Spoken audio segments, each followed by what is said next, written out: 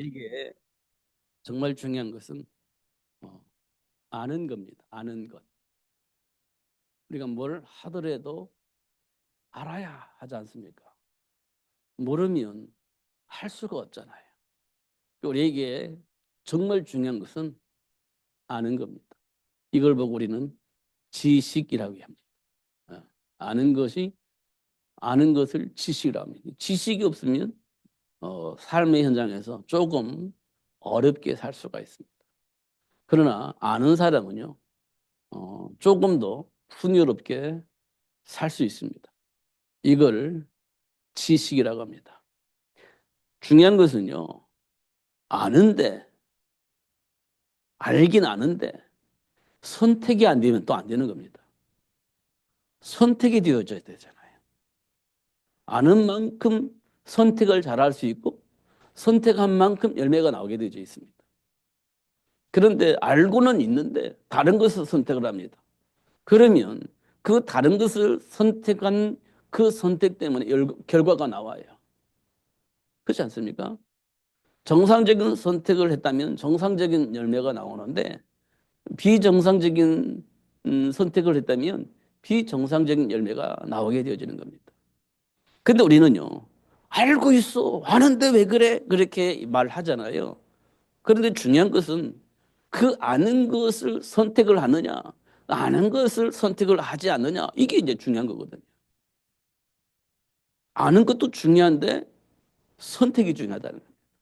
그 선택할 수 있는 힘을 뭐라고 말하냐?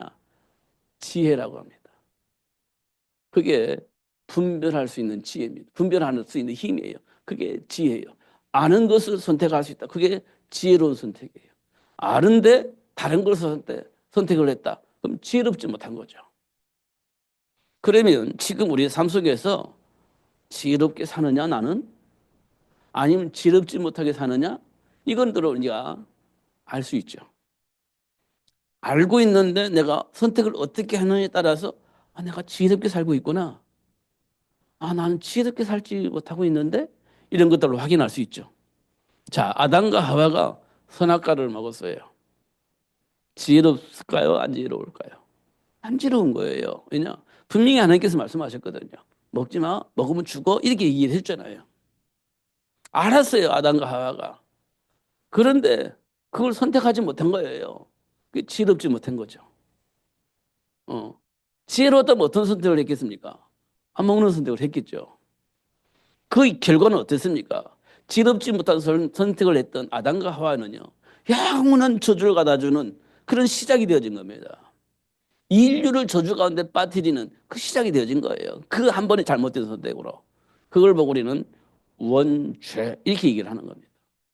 그 죄를 말미암아 뭐라고 말하냐? 이 세상 모든 사람이 하나님과 함께하는 삶을 누릴 수 없게 되어졌다. 이렇게 말하고 있는 겁니다. 그 한 번의 잘못된 선택으로.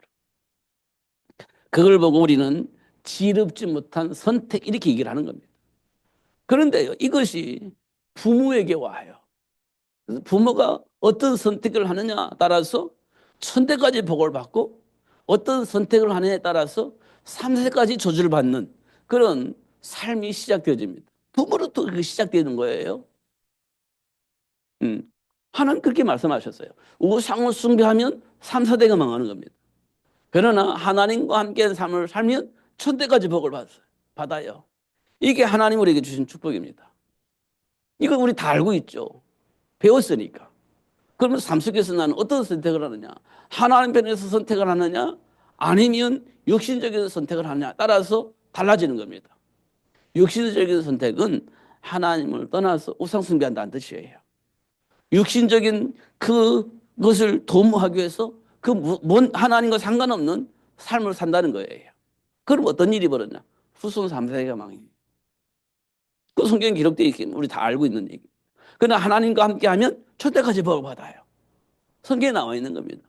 그러면 그 사실이라면 우리는 어떻게 살면 되겠습니까?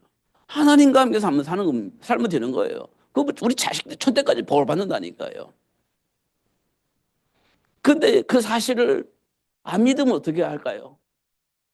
육신적인 삶을 도모하겠죠. 우상 숭배를 한다는 것입니다. 그게. 그럼 어떤 일이 벌어지겠습니까? 후손 3세대가 망하는 겁니다. 이게 누구에게 와 있느냐? 부모에게 와 있는 겁니다. 그게 지혜로운 삶을 살아가는 것이 굉장히 중요해요. 그럼 내가 지혜롭게 사느냐? 아니면 지혜롭지 못하게 사느냐? 이것은 우리가 분별할 수 있죠. 하나님의 말씀 안에서. 이건 분명히 확인할 수 있는 부분입니다. 믿음의 조상 아브라함이요. 복의 근원으로 부름받았잖아요. 근데 기근 만났습니다.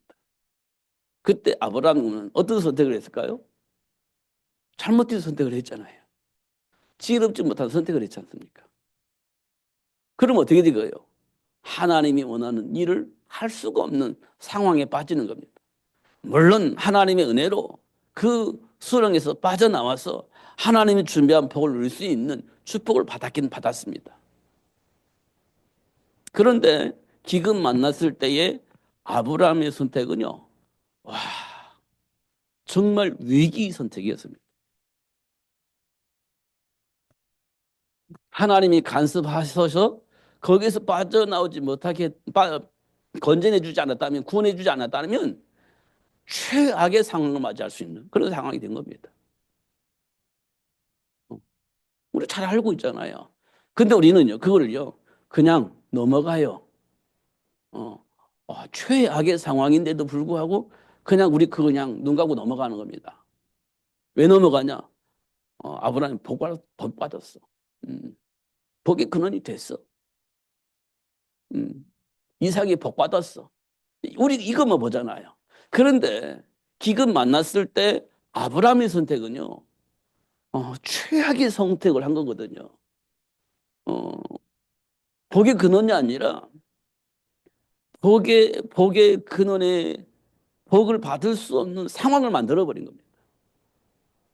하나님 원하는 그 복이 전달되어지는 가문이 되어지는데 그걸 아예 짓밟아버리는 선택을 해버린 겁니다. 생각해보면 최악입니다. 최악. 최악의 위기였죠. 사실은. 근데 하나님께 찾아오셔서 거기에서 아브라함을 건져주셨습니다. 그리고 갈등하고 있을 때 하나님께서 아브라함에게 어떤 선택을 할 수 있도록 축복하셨냐면 하나님을 선택할 수 있도록 축복하셨어요. 하나님을. 그래서 우리에게 뭘 보여주시냐? 그 선택으로 말미암아 아브라함이요 복을 받아요. 그러니까 어떤 선택을 하느냐를 우리에게 보여주고 있는 겁니다. 아브라함을 통해서. 기근 만났을 때의 선택과 갈등하고 있을 때의 선택을 보면 분명히 차이 나잖아요. 그럼 우리는요, 어떤 선택을 하면서 살고 있느냐? 이거 우리가 확인할 수 있죠. 이거 분명히 확인해야 됩니다. 그러나 믿음이 없이는 그게 안 보입니다. 하나님이 주신 말씀을 통해서 믿음이 회복되지 않으면 그게 안 보여요. 당연히 나 먹고 사는 걸 선택해야지. 당연한 거 아니야?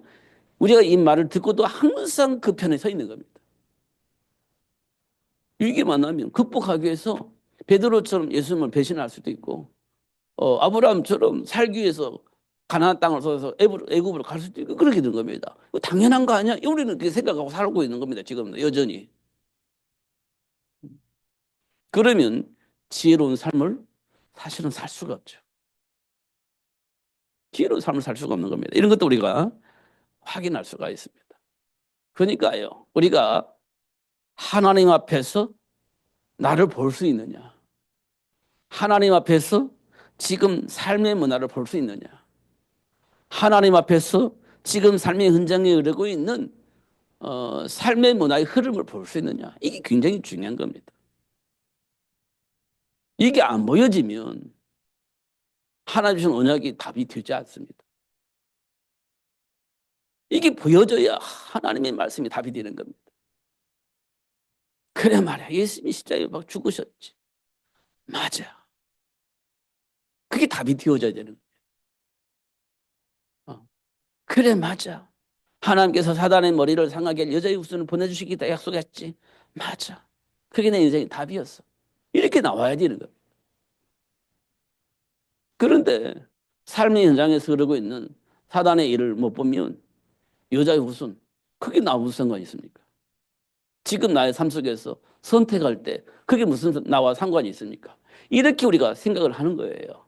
물론 우리가 성경을 보거나 포럼할 때는 여자의 후손 그게 답이야 라고 말하지만 그건 이제 성경 얘기할 때이고 성경 안에서 포럼할 때이고 실제적인 삶 속에서 나는 그 과연 여자의 후손이 답이 되느냐?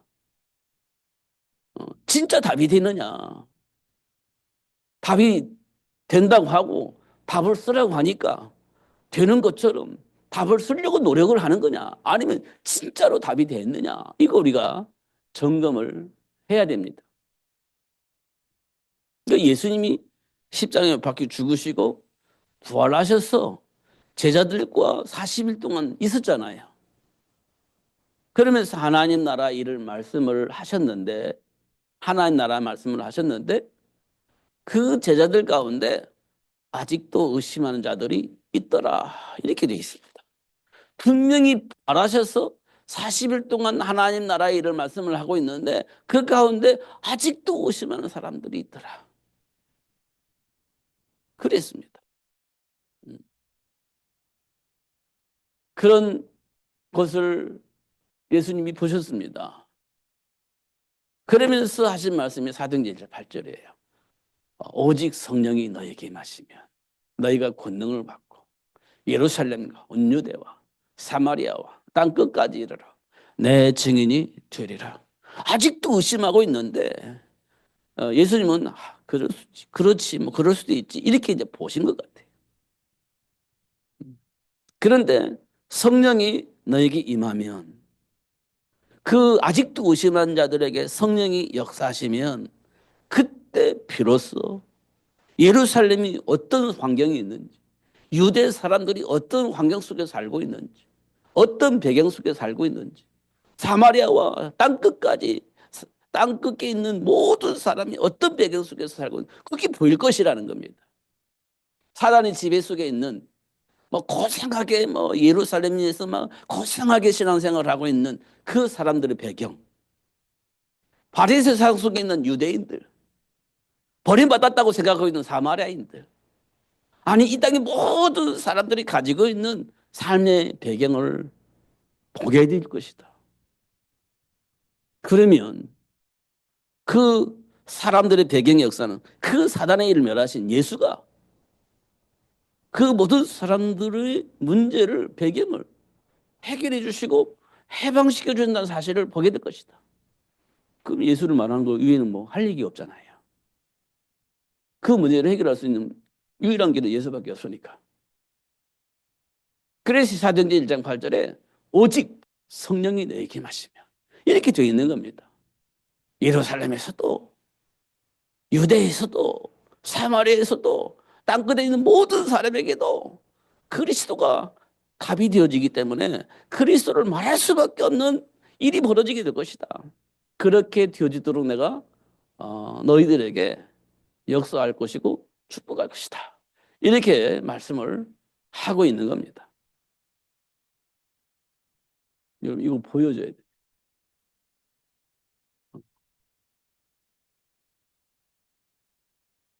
예수 믿는 자들을 핍박을 하려고 했던 사도 바울이 다메섹에서 예수님을 통해서 부름을 받습니다. 그때 바울이 이런 얘기를 해요. 누구십니까? 누구세요? 이렇게 물어봅니다. 그때 예수님께 대답은 이겁니다. 네가 핍박하는 예수다. 이렇게 얘기했습니다. 바울이 왜 예수 믿는 사람 핍박을 했습니까? 핍박한 이유가 뭡니까? 예수가 그리스도가 될 수가 없다는 겁니다. 절대로 예수는 그리스도가 될 수가 없어. 그런데 예수가 그리스도라고 말하니까 사도 바울은 뭐 어떤 생각이냐? 하나님을 모독했다 이렇게 생각을 한 겁니다. 하나님을 모독한 죄. 너는 죽어도 괜찮아. 죽는 것이 마땅해. 당연한 거야. 그렇게 생각을 하고 예수 믿는 사람들을 핍박한 겁니다. 왜 그랬다고요? 예수가 그리스도라고 말하니까 하나님을 모독한 죄로 잡아다 가두고 핍박하고 죽이는 일에 앞장을 섰던 겁니다. 그런데 그 바울이 다메섹에서 예수를 만났습니다. 예수님께서 뭐라고 말하냐? 네가 핍박하는 예수다 이렇게 얘기를 했습니다. 이 말은 네가 안 믿지만 절대로 받아들일 수 없지만 중요한 것은 내가 그리스도다. 이걸 알려준 겁니다. 그러니까 바울이요. 이 말을 듣고 얼마나 청천벽력 같은 소리였겠습니까? 내가 그렇게 핍박했는데 결국은 하나님의 일을 배적한 거잖아요. 하나님이 원하는 그 일을 방해한 거잖아요. 얼마나 청천벽력 같은 소리였겠습니까? 와, 예수님 그리스도가 맞다고요? 이렇게 알아들었을 거 아닙니까? 이게 굉장히 중요한 겁니다. 이게 들려져요, 우리에게. 이게 알려져야 되는. 그러면 현장이 다 보일 거래요.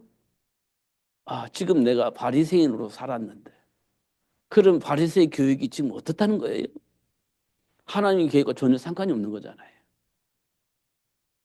하나님이 원하시는 것과 전혀 상관이 없는 거잖아요. 바리새의 교육이. 율법으로 흠이 없이 내가 열심히 최선을 다해 살아왔는데 하나님은 전혀 상관없이 살았다는 거잖아요. 이런 것들이 확인되어지는 겁니다. 그러니까 지금까지 자기가 나름대로의 삶을 위해서 공부하고 쌓았던 그 모든 습득들이 하나님과 전혀 상관이 없는 삶을 살았다는 거잖아요. 근데 세상 사람들 보기에는요, 최고로 멋있는 삶을 산 겁니다. 최고로 멋있는 수준으로 성장한 겁니다. 실력을 갖춘 자입니다. 최고로 멋있는. 세상 말로 말하면 가만히 있어도 세상을 리드할 수 있는 그 위치에 수준까지 성장하는 겁니다. 근데 하나님과 상관이 없는 겁니다. 그러니까 그것이 나중에 하나님 나라를 위해서 살려고 하는데 자꾸 걸림돌이 되는 겁니다. 그게 자꾸 나도 모르게 나와. 세상의 것들이. 하나님과 상관없는 지식들이, 하나님과 상관없는 어떤 그런 체험들이 나도 모르게 나오잖아요. 그게 이제 하나님 그리스도를 말해야 되는데 자꾸 세상적인 지식, 세상적인 철학의 지식, 여러 가지 인간관계 속에서 나오는 여러 가지 것들이 막 나오는 겁니다. 그리스도와 상관없이. 내 안에 들어온 거니까 나오는 거예요. 보여지니까 또 말하게 되어져 있는 겁니다. 그러니까 사도 바울이 뭐라 했냐? 나는 그리스도만 알기도 했고 십자가만 자랑하기로 작정했다. 나머지 것들은 배설물처럼 여기고 버리겠다. 이렇게 얘기를 한 겁니다. 그게 확인이 되어진 겁니다. 그리스도를 알지 못하면 그게 가능하지 않습니다. 그리스도를 모르면 그게 절대 가능하지 않아요. 근데 그리스도를 알면 그게 당연한 겁니다. 다니엘이 자기 목숨을 내놨잖아요. 하나님 앞에서. 자기 목숨을 내놓은 겁니다. 하나님 앞에서. 예, 우상숭배면 살 수도 있고 미래가 보장될 수 있습니다. 그러나 망하는 거예요. 그걸 알고 있었던 겁니다. 다니엘이. 우상숭배하면 목숨 산다니까요. 그리고 왕이 내 인생의 미래를 보장시켜 준다니까요. 그럼 누구든지 할 수 있는 거지. 그리스도를 모르면 당연히 할 수밖에 없지. 목숨 살고 미래가 보장되었지. 그럼 누구든지 할 수 있는 겁니다. 근데 그리스도를 알고 다니엘은요. 그럴 수가 없는 겁니다. 그리스도를 알고 있는 다니엘 그럴 수가 없는 거예요. 그건 사단에게 무릎 꿇는 건데 중요한 것은요. 지금 목숨을 살고 미래가 보장된다 할지라도 내 인생의 결과는 지옥에 떨어지는 겁니다. 그걸 알고 있는 다니엘이 어떻게 그럴 수 있겠습니까? 그럴 수가 없지. 그래서 어쩔 수 없이 목숨을 내는 거예요. 하나님 앞에서. 그렇잖아요. 그게 다니엘의 신앙 고백입니다. 이 말은 뭘 의미하느냐? 알았다는 거예요. 그게 지식입니다. 그 지식이 우상을 거부하고 하나님 편을 선택을 하게 만드는 겁니다. 그걸 보고 지혜라고 합니다. 지혜. 그 안에 있으면 뭐가 오겠어요? 세계를 복음할 수 있는, 삶을 살 수 있는, 하나님이 숨겨온 복을 받아 누릴 수 있게 되어진다는 겁니다. 이삭이 100배의 복을 받았잖아요. 그건 숨겨놓은 복입니다. 누구나 누릴 수 있는 게 아니에요. 숨겨놓은 복이에요. 이삭이 그 복을 받았습니다. 요셉이요. 노예로 팔려나갔잖아요. 그런데 요셉의 삶은 형통했습니다. 하나님이 숨겨놓은 복입니다. 그 복을 요셉이 현장에서 찾아서 누린 겁니다. 그게 형통하게 되어지는 복이에요. 이게 숨겨놓은 복이에요. 우리가 그 숨겨놓은 복을 찾아 누려야 되는 겁니다. 그럼 어떻게 됩니까? 오작 붙잡고 기도해야죠. 지난번에 말씀드렸잖아요. 내게 부르짖으라. 그러면 네가 알지 못하는 크고 비밀한 것을 내가 너에게 알려줄 것이다. 미래에 대한 약속입니다. 미래에 대한 약속. 현재 문제는요. 내 이름으로 무엇이 구하라. 그러면 네가 이루리라. 이렇게 말씀하셔요. 성경은 그래요. 그런데 영어로는요. 네가 무엇이든지 내가 질문해라. 그 질문에 대한 분명한 답을 너에게 주겠다. 이게 요한복음 15장 7절입니다. 기도하면 하나님께로부터 응답이 와요. 미래를 볼 수 있는 눈이 열려집니다. 하나님이 역사하세요. 홍해바다 가르셨습니다. 사막에서 샘물을 마실 수 있도록 역사하셨습니다. 그 사막에서 날마다 만나와 맺지라기를 주어서 먹게 하셨습니다. 기도하면 응답하고 책임을 져주신다는 겁니다. 이 하나님을 우리가 만나야 평안하고 행복한 삶을 살 수 있습니다. 그 만나지 못하면 우리는요, 날마다 근심하고, 날마다 염려하고, 살 수밖에 없어요. 그걸 알고 있는 예수님은 너희는 마음에 근심하지 마라. 베드로의 일을 통해서 우리에게 주신 말씀은 모든 염려를 주님께 맡겨라. 그렇게 말씀하셨잖아요. 우리 근심이 있어 없어요? 있잖아요. 그 근심하지 말아래. 예수를 믿으라는 겁니다. 염려가 있잖아요. 염려를 주님께 맡기래. 그러면 사단으로 공격할 수가 없대. 이렇게 말씀을 하고 있지 않습니까? 이 말은 예수님께서 십자가에서 하신 일이 이해가 되어져야 되고 예수님께서 십자가에서 하신 일이 깨달아져야 그 복을 줄 수 있게 되어지는 겁니다. 그렇지 않으면 우리는요. 우리가 가지고 있는 수준 안에서 현장을 만나기 때문에 우리 수준 안에서 현장을 보기 때문에 한계를 만날 수밖에 없어요. 그 한계를 우리가 극복할 수 없어요. 그게 지금의 삶 속에서 이루어지는 일들입니다. 그게 뭡니까? 노예, 포로, 숙박입니다. 마귀에게 장악되어져서 마귀가 시킨 대로 할 수밖에 없는 배경을 가지고 있기 때문에 못 벗어나는 겁니다.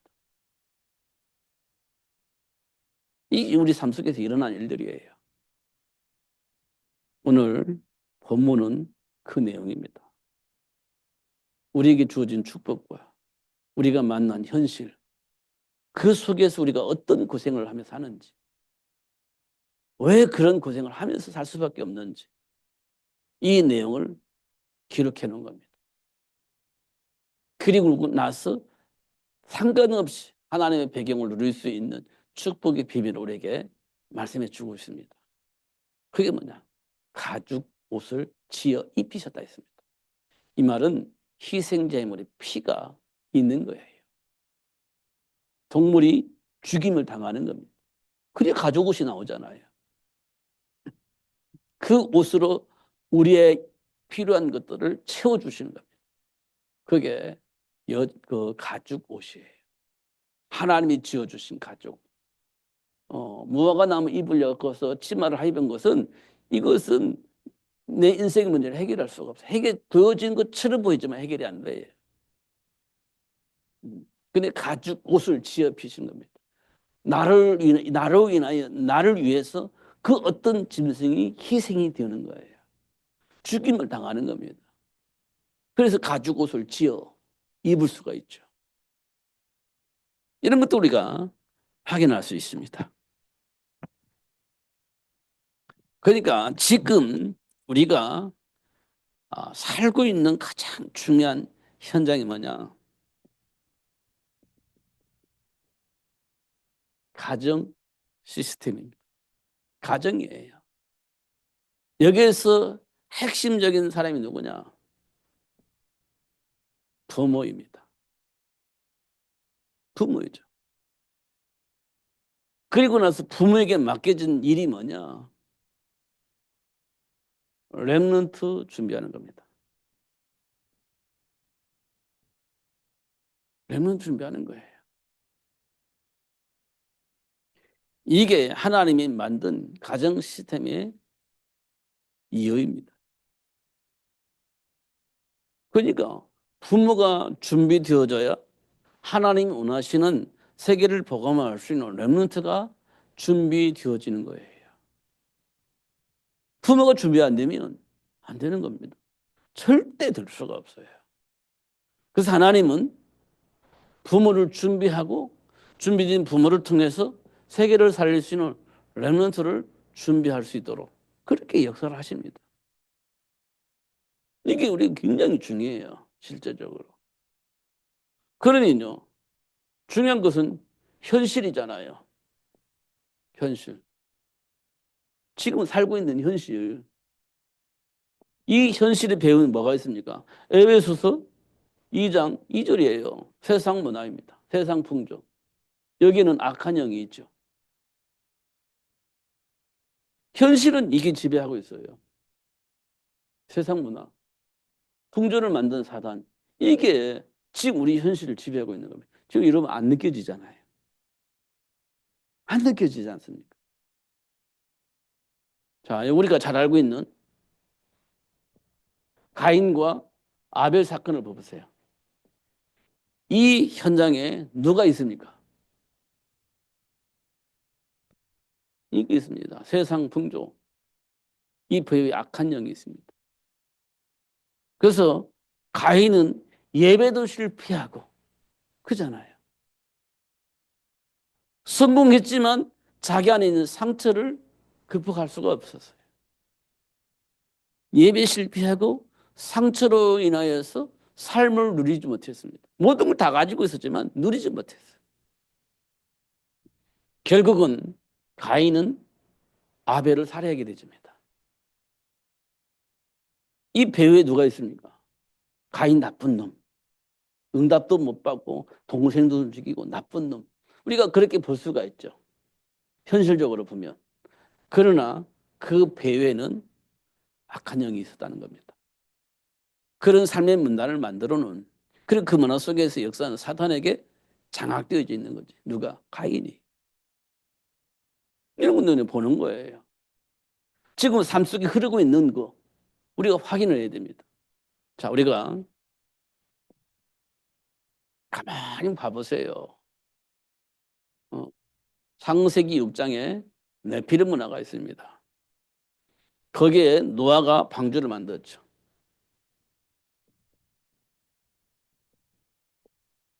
노아가 방주를 만들었어요. 왜 만들었습니까? 홍수 때문에 하나님께서 노아를 불러가지고 방주 만들게 했죠. 홍수입니다. 홍수. 왜 홍수가 왔습니까? 네피림 문화 때문에 홍수가 와요. 네피림 문화 무슨 문화입니까? 하나님의 말씀을 거부하는 겁니다. 하나님의 말씀을 거부하는 거예요. 다시 말하면 하나님의 말씀을 무시하는 겁니다. 그런 삶의 문화가 창세기 6장에 내피는 문화입니다. 그래서 하나님께서 홍수하겠다고 했어요. 홍수를 내리겠다고. 어. 그게 에베소 2장에 세상 풍조를 통해서 역사한 악한 영이 하나님의 말씀 무시하고 거부하게 만들고 성공을 위해서 살게 하는 것처럼 보이지만 하나님의 말씀을 무시하고 거부하고 사단이 원하는 성공을 위해서 삶을 살게 만드는 겁니다. 그게 세상 풍조예요. 그 배에 누가 있냐? 악한 영이 있는 겁니다. 여기에 모든 사람이 다 속았어요. 근데 하나님의 은혜를 입은 노아가 그 사실을 알게 되어졌고 하나님께서 말씀하신 대로 방주를 만들게 되어지는 겁니다. 그러면 그 사람은 왜 그렇게 살았냐? 세상 풍조를 통해서 역사하는 악한 영이 그렇게 하고 있다는 것을 우리가 확인할 수 있습니다. 지금 우리 삶 속에서도 지금 그러고 있는 겁니다, 사실은. 그런데 하나님이 우리에게 뭘 주셨냐? 하나님의 은혜로 그리스도를 알게 하신 겁니다. 그래서 사람들은 나를 뭐라고 말하냐? 그럴 때 베드로가 이렇게 말합니다. 주는 그리스도시요 살아계신 하나님의 아들이십니다. 세상 사람들은 뭐라고 말하냐? 세례요한, 엘리야, 예레미야 선지자 중에 한 사람 막 그렇게 얘기하고 있는데 베드로는 예수님은 그리스도가 맞습니다. 하나님의 아들이십니다. 이렇게 얘기를 하는 겁니다. 그를 통해서 세계가 살아나게 되집니다. 그런데 왜 사람들은 세례요한이라고 보냐? 왜 엘리야로 보냐? 왜 에레미야나 선지자 한 사람을 보냐? 그래요. 세상 문화를 통해서 역사나 악한 영이 그렇게 만들어버린 겁니다. 그렇잖아요. 우리가요, 이거 봐야 되는 거예요. 이거. 내 삶 속에서. 사단에 의해서 내가 어떤 생각 속에서 어떤 기준을 가지고 판단하고 있느냐. 이거 우리가 봐야 되는 겁니다. 이게 보여줘야 돼요. 그럼 어떤 일이 벌어지겠냐? 어떤 일이 벌어집니까? 미래를 위해서, 현장을 위해서, 미래를 위해서 준비합니다. 그래서 요게벳이 모세를 준비해요. 봤어요. 그러니까 모세 준비하는 거예요. 한나가 봤어요. 그래서 사무엘을 준비하는 거예요. 봤기 때문에 사무엘이 준비되는 거예요. 그냥 사무엘 준비, 왜? 왜 준비해야 되는데? 모르면 그러겠죠. 알면요. 당연히 해야 되는, 당연히. 알면. 모르면, 왜 나 힘들어 죽겠는데? 이렇게 얘기했죠. 알면요. 힘들게 문제가 아니야. 당연히 해야 할 일이에요, 이거. 그잖아요. 당연히 할 일이잖아요. 사도 바울이 뭘 봤어요? 로마 복음화를 봤어요. 그래서 뭘 준비했냐? 전도 제자를 준비했죠. 전도 제자를 준비했습니다. 왜냐? 현장을 살려야 되니까. 생명운동이 일어나야 되니까. 생명을 아는 전도 제자가 필요한 겁니다. 그래서 전도 제자를 만들었죠. 그 로마 16장 일꾼들입니다. 봤어요. 그렇기 때문에 준비하는 거예요. 이거는요, 부모를 통해서 준비해요. 이건 부모를 준비해서 준비하잖아요. 어릴 때부터. 이유가 있어요. 매주냐? 출애굽을 해야 되기 때문에 준비하는 겁니다. 사무엘 왜 준비합니까? 예배 회복해야 되니까. 예배 회복. 다시 말하면 하나님과 소통이 절대적으로 필요하니까. 이것 때문에 사무엘이 필요했던 거예요. 이유가 있는 겁니다. 그냥 사무엘 내고 막 그냥 모세한 게 아니라 이유가 있어서 모세가 준비되고 이유가 있어서 사무엘이 준비된 거예요. 삶의 현장에 이유가 있는 겁니다. 여러분 이유가 없으면 이거 못해요. 말은 알아듣잖아 우리가요. 출애굽 때문에 모세, 미스바 운동 때문에 사무엘. 근데 지금 우리에게는 뭐가 주어져서 우리 렘넌트 운동을 하려고 하는 겁니까? 뭐 때문에? 이거 질문해서 답을 찾아야 돼요. 그러면요, 누가 뭐래도 하는 거예요. 모세 준비하고 3일 준비하는 거예요. 우리가 왜 렘넌트 운동을 해야 됩니까? 이유를 알게 되면 누가 뭐라기도 해요. 하게 되어져 있는 겁니다. 그러면요. 사도 바울이 전도 제자를 준비했는데 현장에 뭐가 있어요? 바리새상.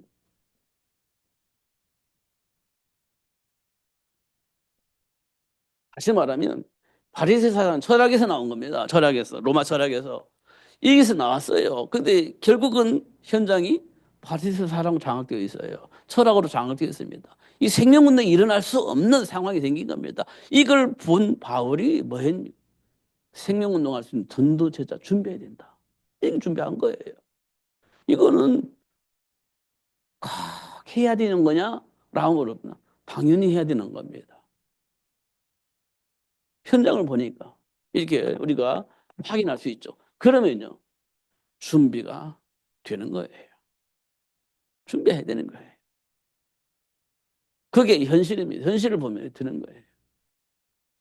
그러니까 예수님께서 우리에게 뭐라고 약속하셨냐? 부활의 메시지입니다. 부활 후의 메시지. 마태복음 28장 16절에서 20절. 너희는 가서 모든 민족을 제자로 삼아라. 부활 후 제자들에게 하신 메시지. 너희는 가서 모든 민족을 제자로 삼아라. 내가 분부한 모든 것을 가르쳐 지키게 하라. 이렇게 얘기합니다. 왜냐? 지금 현장은요, 이 복음이 없어. 왜냐면 가르치는 사람이 없었어. 알려주는 사람이 없었어. 그래서 부활 후 메시지 제자들에게 너희는 그 현장 듣지 못해서 모르고 알려주는 사람이 없어서 몰랐어. 저주 가운데 살고 있는 그 모든 민족에 가서 그랬어요. 가서 이거를 가르쳐서 그 안에 주민들 복을 누릴 수 있도록 해라 이렇게 말하고 있는 겁니다. 마가복음에는 마가복음 16장 15절에서 20절에 보면 뭐라고 되어 있습니까? 온 천하에 다니며 만민에게 이 복음을 전해라 이렇게 얘기를 하고 있는 거예요. 모르니까 우상숭배하고 있으니까 모르니까 뭐 알지도 못하는 신에게 절하고 막 빌고 그러고 하고 있으니까 가서 이 복음 전해라 이렇게 얘기하는 거예요. 온 천하에 다니면서 이 복음 전해라. 그럼 이런 제자가 있어야 되잖아요. 그래서 요한복음 21장 15절에서 18절에 보니까 이미 하나님께서 준비하는 렘넌트가 있습니다. 준비하는 렘넌트. 세계복음을 준비하는 렘넌트가 있어요. 그 렘넌트를 세계를 복음할 수 있는 제자로 잘 양육해라. 이렇게 이야기하고 있습니다. 준비된 렘넌트가 있는데 복음으로 잘 양육해라. 이렇게 얘기하고 있습니다. 이게 부활의 메시지입니다. 예수님께서. 이 말이 이게 현실이에요. 현실. 현실이에요. 현실. 중요한 건 하나님께서 우리에게 중요한 곳은 이게 이제 권세입니다. 현실에서 이게 역사하는 사탄을 또 하나님의 계획을 이루려면 하나님의 배경을 누릴 수 있는 권세가 있어야죠. 이걸 우리는 보좌의 배경 이기겠잖아요. 권세가 있어야 되잖아요. 이 권세가 언제 회복되냐? 언제 회복되죠? 예수를 영접할 때. 하나님 자녀가 되는 권세를 주셨다. 이렇게 얘기하잖아요. 이 권세 예수 영접할 때입니다. 그러면 어떤 일이 벌어지냐? 마태복음 12장 28절에서 29절에 보니까 강한 자를 결박할 수 있는 권세. 이렇게 하나님과 상관이 없이 살 수밖에 없도록 우리 생각과 삶을 장악을 하고 벗어날 수밖에 없도록 그래서 하나님의 배경을 누릴 수 없도록 역사하는 그 강한 자를 결박할 수 있는 권세가 생기는 겁니다. 그 강한 자를 결박할 수 예수 영접할 때 생기는 거예요. 그 다음에요. 마가복음 3장 13절에서 15절에 보니까 귀신을 내쫓는 권세, 그 귀신을 쫓아낼 수 있는 권세 하나님 주셨습니다. 귀신을 쫓아낼 수 있는 권세. 누가복음 10장 19절에 뭐가 있습니까? 그 강력한 힘을 귀신의 능력을 제어할 수 있는 권세. 이 세상을 지배하고 있는 그 막강한 힘을 가지고 있는 그 귀신의 능력을 제어할 수 있는 권세 우리에게 주었습니다.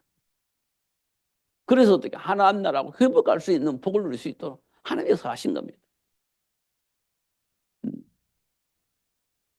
이 축복이 언제 일어나냐? 요한복음 14장 14절에 보니까 예수 이름을 기도할 때 일어나는 겁니다. 예수 이름을 기도할 때 일어나는 거예요. 이런 것도 우리가 분명히 확인해야 됩니다. 이 어디서요? 현실 속에서. 그래서 확인해야 돼요. 이 복을 누리면서 세계를 복음화하려고 하나님 역사를 하고 계시는데 이 복을 누릴 수 있는 최고의 축복 시스템이 어디냐? 가정입니다.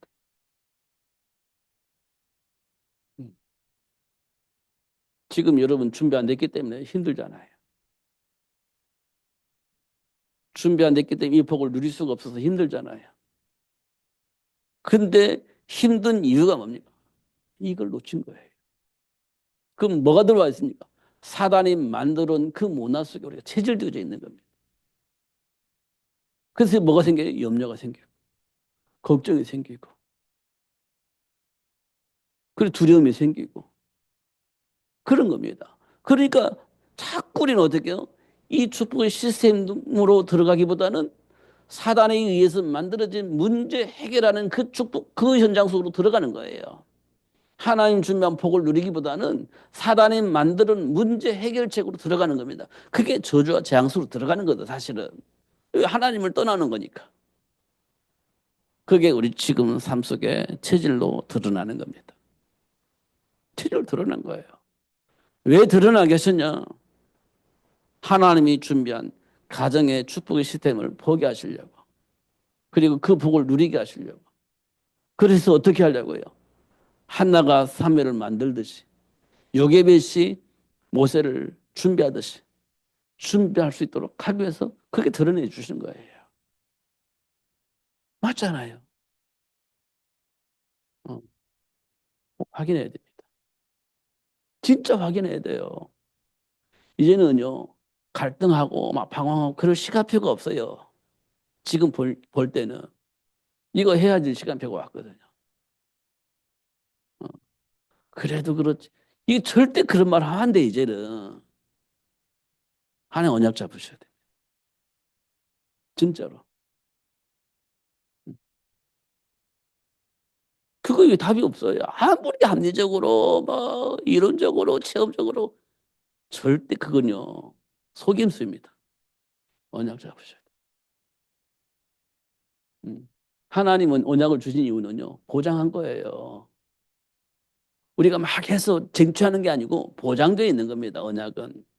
그 언약 안에 있으면 준비된 복이 보여요. 그럼 누리면 되는 거잖아요. 그런데 자꾸 우리가 가지고 있는 거, 경험한 거, 여러 가지 막 이론적인 거, 또 많은 소리를 듣고 그 속에서 답을 찾으니까 언약 안에 준비된 복을 못 보는 거예요. 자꾸 인본주의 나오는 거예요. 언약 안에서 답을 찾아야 돼요. 중요한 것은 언약 붙잡고 기도하면 하나님께서 깨닫게 하신다고 했잖아요. 가르치고 깨닫게 하신다고 했잖아요. 맞잖아요. 성령이 오신 이유는 우리가 언약 붙잡고 기도할 때 그걸 가르쳐서 깨닫게 하신다고 약속하셨잖아요. 그것 때문에 성령이 내 안에 계신다고 했잖아요. 그러니까 기도하면 돼요. 그러면요, 지금 내게 있는 문제는 뭐냐? 언약 안에 있지 않았기 때문에 문제라는 거예요. 그래서 그 문제를 통해서 언약을 깨닫게 하시고 그 언약 안에 준비된 복을 보게 하시고 누릴 수 있도록 하려고 하나님 역사를 하고 계시는 겁니다. 그렇게 하면 다시 한번 여러분의 현장을 재해석을 하셔야 돼요. 복음 안에서. 그러면 하나님이 준비한 복이 보일 겁니다. 그 복은요, 누리라고 준 겁니다. 그리고 뭘 하라고 하는 게 아니에요. 그 복을 누리라고 주신 거예요. 그러면 다윗처럼 승리하게 되고 요셉처럼 승리하게 되고 다니엘처럼 증인이 되는 복을 누릴 수 있도록 하나님 역사하실 겁니다. 속죄 마시고 누리시는 여러분이 되시기를 예수님의 이름으로 축복합니다. 기도하겠습니다. 하나님 아버지 감사합니다. 오늘도 최고의 복을 주셔서 감사하고 또 알게 해주셔서 감사합니다. 결코 속지 않도록 성령으로 충만하게 하여 주옵소서. 하나님 주신 말씀 속에 답을 얻게 하시고 하나님 주신 말씀을 통해서 현장의 흐름도 보게 하여 주시고 사단의 속임수와 하나님의 역사를 볼 수 있는 눈이 열려져서 하나님의 배경을 통해서 하나님 준비한 복을 누리며 사는 삶이 될 수 있도록 축복해 주옵소서. 예수님 이름으로 기도하옵나이다. 아멘.